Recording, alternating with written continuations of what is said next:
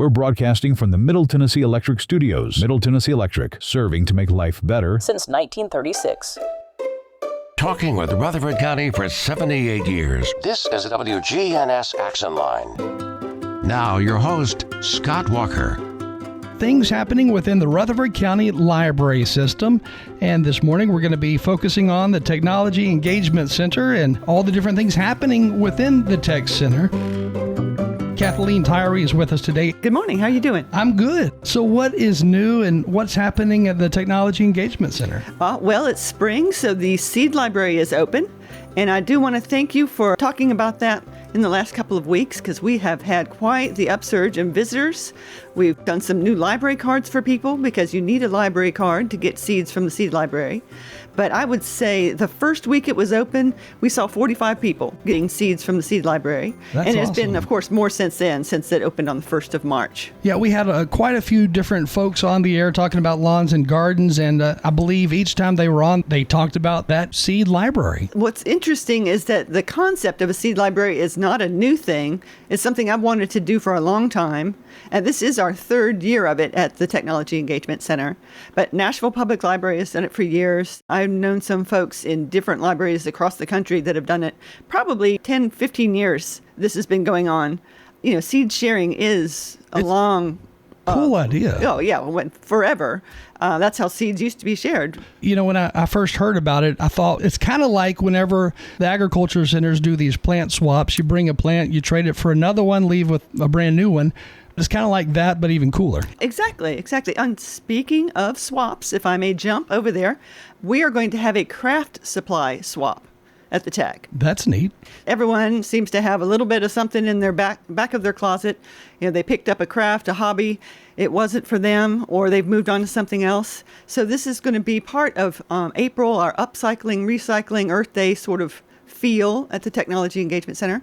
The first week of April, you can bring your gently used, unused craft supplies to the Tech, and on the 6th of April, we will have a swap here at the Tech. You know, things like that brings, I think, people together, probably a lot of people who never would have otherwise met each other.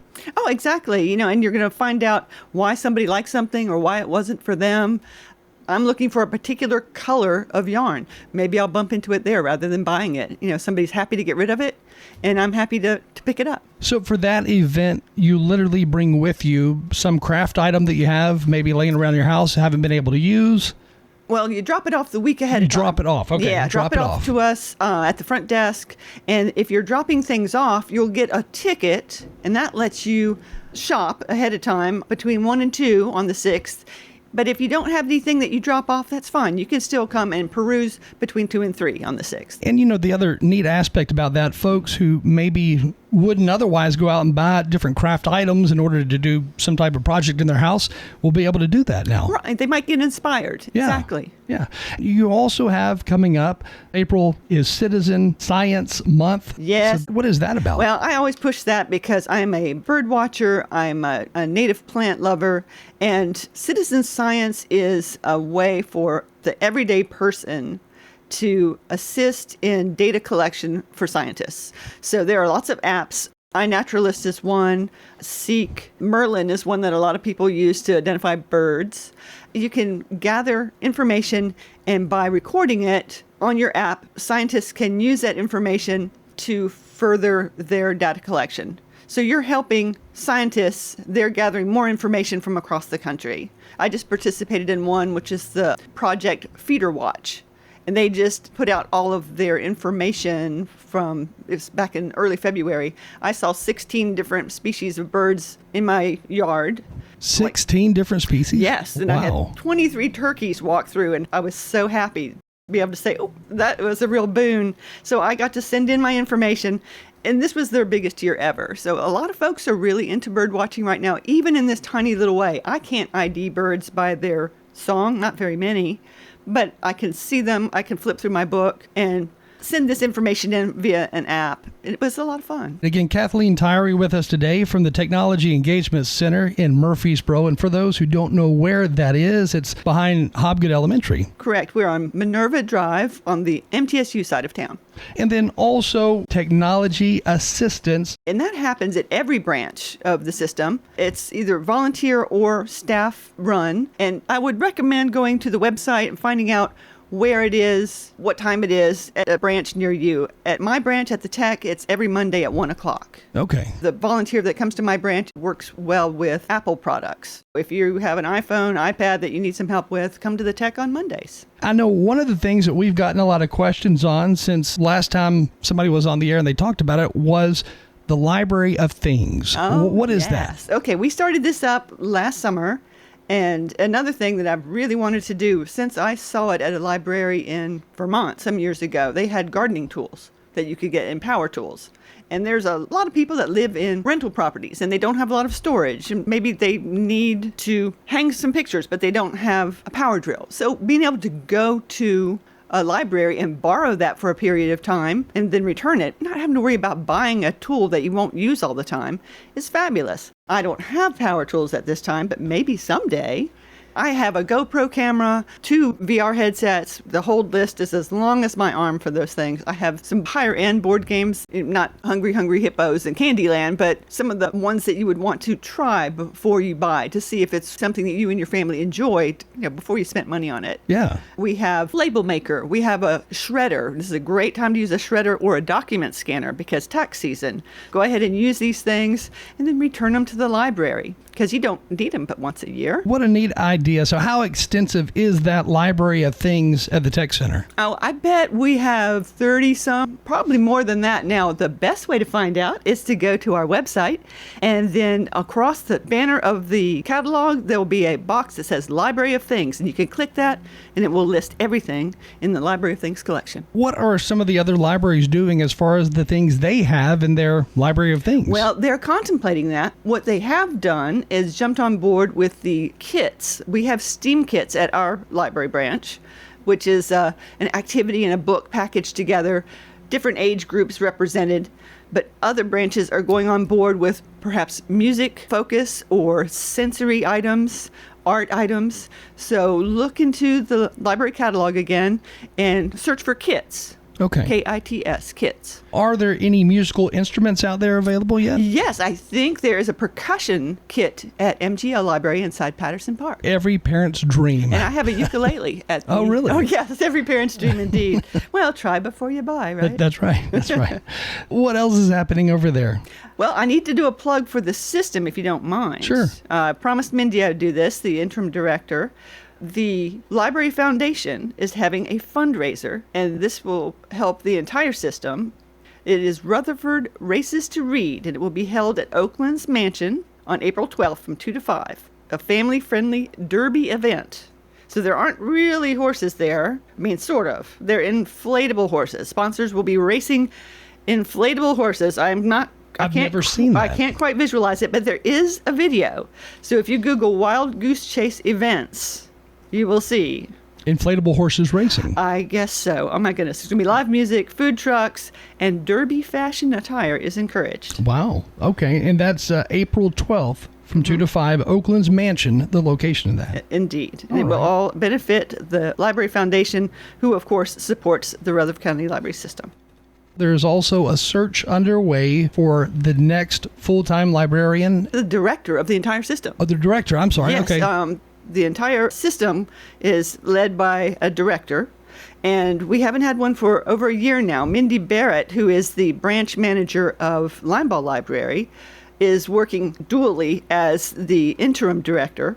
But we have learned the library board has hired a firm that is working to get candidates for this position.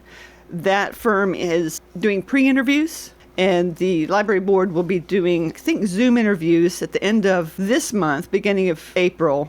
and then in-person interviews sometime in April. This is a position that was held by Rita Shacklet for so many years, right? Correct. And then Laurel Best before that. That's right. So the person who is going to lead this position, they're going to be over quite a few libraries and locations. Right, 6 branches plus the bookmobile. Mm-hmm. And they'll have to figure out new ways to grow, expand, and all that fun stuff. Move with the times. Yeah, exactly. It'll be very interesting. And the libraries have changed a lot over the years, over time. I mean, especially with new technology being introduced into the mainstream, if you would, because there is a lot happening out there. Oh, that's right. It's so different from when you were a kid. When I was a kid, there's still story times, there's still puppet shows, there's still books on the shelves, but things are so different. I mean, we didn't have a technology coaching one-on-one. No. We didn't have a library of things. And knowing that we're going to continue to move forward because you don't want to double back. You want to go down that road and see what's around the next curve. Yeah, keep expanding. Yeah, exactly. I remember when I was younger, really, the only thing the libraries really had were a lot of books. That was the main thing. Which was exciting. It was so fabulous. And it's totally different now in a lot of ways at a lot of libraries. Yeah, even more exciting. I do wonder 10 years from now, what is the local library going to look like? What are they going to hold? What are they going to have? I mean, it's going to be even more different. That's a good question. I bet it's hard sometimes kind of staying up to date, figuring out what direction to head next, because there are so many changes that happen so fast. Well, fortunately, there are continued education. There are trainings that we can take, and we follow national trends if we can. The publications, we try to stay up to date as best we can. I know there are different events that happen, I'm sure, every year for different industries, but one of those events is likely something to have to do with libraries all across the country. I'm sure they get together and they compare notes. There's a statewide one, the Tennessee Library Association, that is happening in April in Chattanooga this year. And then the American Library Association has a convention every year. And a branch of it, the Public Library Association, has a convention every other year. Again, Kathleen Tyree with us this morning from the Technology Engagement Center. Anything we left off? There's the Earth Day on the Square celebration, the 26th, I believe. So the 26th Earth Day big event on the downtown square? Yes, we'll be there with the bookmobile, so come by and see us. Kathleen, thank you for joining us this morning. Oh, it's been fun, Scott. Thanks. Talking with Rutherford County for 78 years. This is the WGNS Action Line. From the Middle Tennessee Electric Studios. Middle Tennessee Electric, serving to make life better since 1936. Hi, this is Peter Demas with Demas's Family Restaurants. Did you know that Demas's now can cater events? We can ship most of our pastas and we can deliver it to your door. If you're interested in our catering, you can go to demasrestaurants.com and click on the menus on catering to see what options we have available for your next event. Go to demasrestaurants.com. Shopping for your DIY projects, odds are at the Habitat Restore. We got it. If you have a painting project going on, we have plenty of paint supplies. Come see us here at the Habitat Restore. Find it at the Restore. If you need batteries, come to the Restore. We got it at the Habitat Restore. 850 Dr. Martin Luther King Jr. Boulevard in Murfreesboro. Remember, we got it today at the Habitat Restore, but it may be gone tomorrow. Do you need something for your pet? If so, swing by Animal City on Broad Street. We have it all. From premium pet food, fun toys, grooming supplies, and more. You name it, we probably have it. Whether you've got a playful pup, a curious cat, or even a fish that needs a little TLC, we're here to help. Our friendly team can answer your questions and point you in the right direction. Stop by Animal City at 919 Northwest Broad Street today, because happy pets make happy homes. We're broadcasting from the Middle Tennessee Electric Studios. Visit MTE.com. When the unexpected happens, fire, water, or storm damage, Farrah Construction can help. Farrah Construction is also there to help when a car slams through the wall, and that seems to happen more often these days. I'm Ron Hall. Let our family at Farrah Construction help you. Call Farrah Construction and we'll board up, put down tarps, secure your home or business until the insurance coverage is approved. I'm Ron Hall. Shop local. Let our family business help you. Farrah Construction Company. Broadcasting from the Middle Tennessee Electric Studios. MTE serves members with more than just electricity. Their community outreach team works with schools, parents, and students to provide engaging and unique learning experiences. MTE serving to make life better since 1936. The Action Line on FM 101.9 and AM 1450 Murfreesboro, FM 100.5 Smyrna. Listen and watch at WGNSradio.com. Murfreesboro is a big enough city with a dense enough population where a recycling program could flourish. Middle Point Landfill's Mike Klassen. We're proposing and committing to building, operating, and growing recycling programs at the Middle Point Landfill facility in conjunction with the county and hopefully with participation with the cities in Rutherford County too. Middle Point's trying hard to work with local government in order to start a recycling program. We're ready to make a change there. The answer's here. Middle Point Landfill.